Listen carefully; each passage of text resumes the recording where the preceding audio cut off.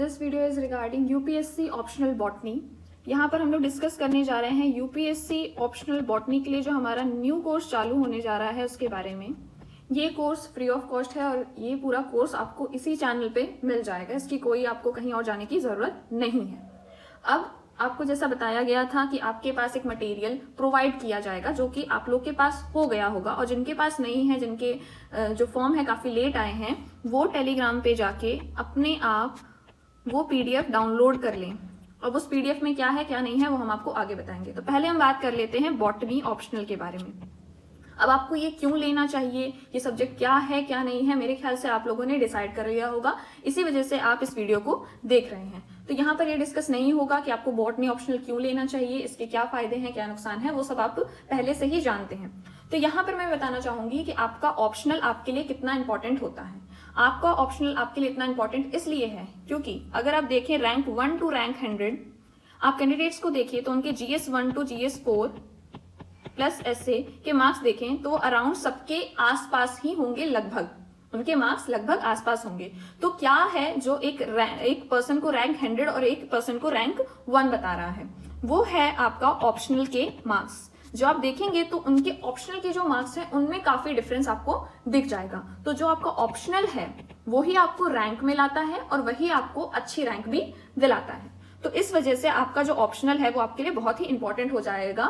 इसीलिए जब भी अपना ऑप्शनल चुन रहे हैं तो सोच समझ के चुनिए। और किसमें एक ये फैक्टर भी होता है, कभी कभी किसी में ज्यादा मार्क्स आते हैं किसी में कम आते हैं, लेकिन जो बेसिक फैक्टर है पहला कि आपका उस सब्जेक्ट में इंटरेस्ट होना चाहिए। क्यों? क्योंकि आपको 1 से 2 साल उसे पढ़ना है और अच्छे से पढ़ना है ताकि आप उसमें ज्यादा से ज्यादा स्कोर कर सकें।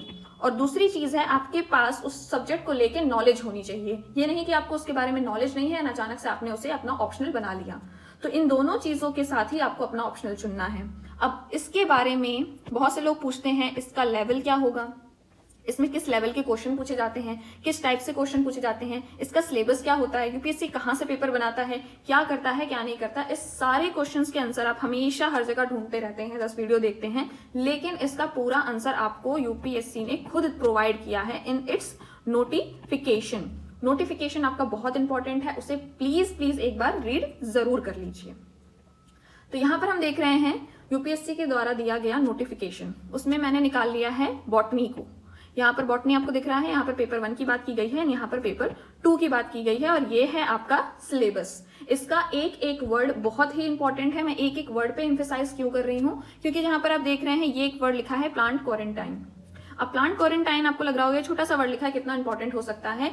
सिर्फ और सिर्फ इस 2 वर्ड से यहाँ पर 3 से 4 बार क्वेश्चन पूछा जा चुका है। कई बार लॉन्ग में पूछा गया है, कई बार शॉर्ट में पूछा गया है, लेकिन मैंने ये देखा ये क्वेश्चन रैंडमली 2 सालों में 1 बार, 3 सालों में 2 बार ऐसे आ ही जाता है। तो this is how this notification become important to you. अब यहाँ पर आपको ये सिलेबस जो है वो पढ़ना है। इवन आपको पूरा नोटिफिकेशन बहुत ध्यान से पढ़ना है। पूरा ही नोटिफिकेशन हर एक सब्जेक्ट के लिए बहुत इंपॉर्टेंट है।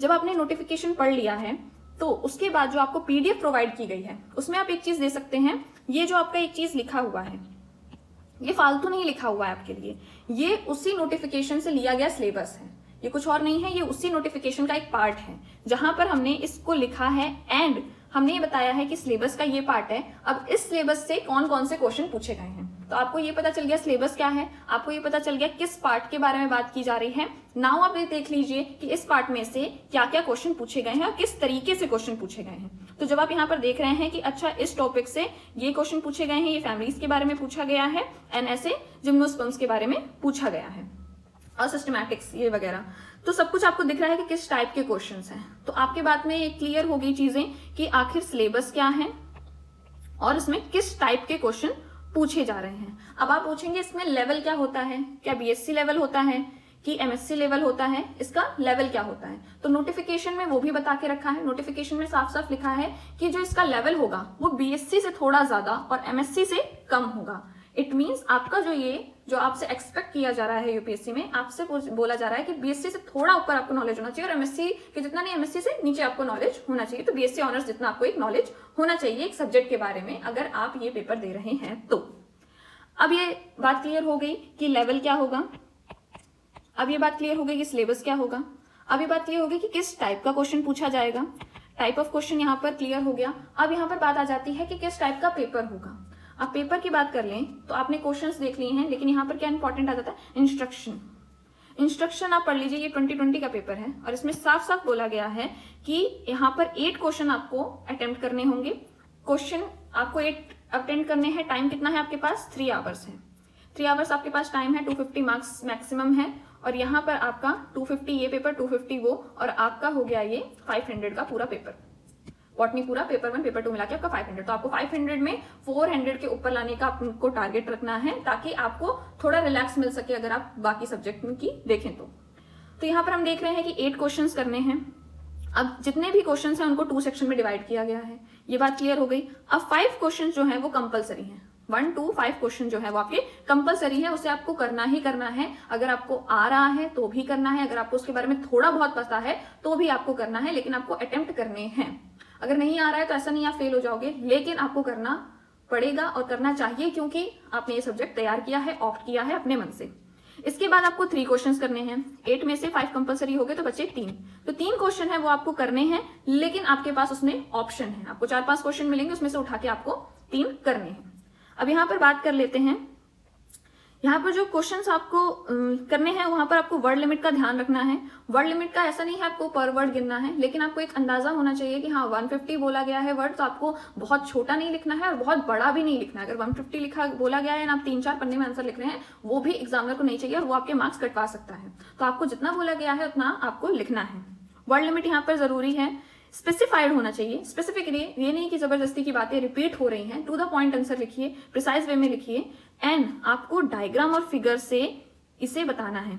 यहाँ पर लिखा है वेन एवर रिक्वायर्ड, और बॉटनी ऐसा सब्जेक्ट है जिसमें मैं आपको गारंटी दे सकती हूँ कोई ऐसा क्वेश्चन नहीं है जिसको आप ग्राफ, डायग्राम और फ्लो चार्ट के फॉर्म में ना दिखा सकें। हर क्वेश्चन में आप इसका इस्तेमाल कर सकते हैं। तो यहाँ पर एक प्लस पॉइंट है बॉटनी लेने का कि आपके पास डायग्राम्स की कमी नहीं है, आपके पास फ्लो चार्ट की कमी नहीं है, आपके पास ग्राफ्स की कमी नहीं है, आपके पास बहुत सारी चीजें हैं जो आप इंप्लीमेंट करके एक अच्छा आंसर दे सकते हैं। इसके अलावा यहाँ पर जो स्पेस प्रोवाइड की जाएगी उसी में आपको अपना पूरा आंसर लिखना है। यहाँ पर आप देख सकते हैं इस टाइप का एक पेपर आएगा, इसमें सेक्शन ए होगा एंड सेक्शन बी होगा। आपको इसके अकॉर्डिंगली अपना आंसर लिखना है। अब यहाँ पर आप देख रहे हैं कि जिस टाइप के लॉन्ग आंसर जो हैं, जो 3 आपको बोले गए थे, जो आपको मन से करने हैं चूज करके, उसमें भी आप देख लीजिए पार्ट्स हैं और इससे आप अंदाजा लगा सकते हैं। Define the protoplast, write the method of its isolation, factor affecting their yield and viability. यहाँ पर आप देख सकते हैं कि काफी बड़ा क्वेश्चन है। यहाँ पर ऐसा नहीं है कि आप इसको शॉर्ट फॉर्म में निपटा सकते हैं जल्दी जल्दी। आपको इसमें प्रोटोप्लास्ट बताना होगा, फिर प्रोटोप्लास्ट बता रहे हैं तो आपको एक डायग्राम भी बताना होगा। डायग्राम के बाद आपको मेथड ऑफ आइसोलेशन बताना होगा, देन आपको इसके बाद फैक्टर अफेक्टिंग देयर यील्ड भी बताना होगा।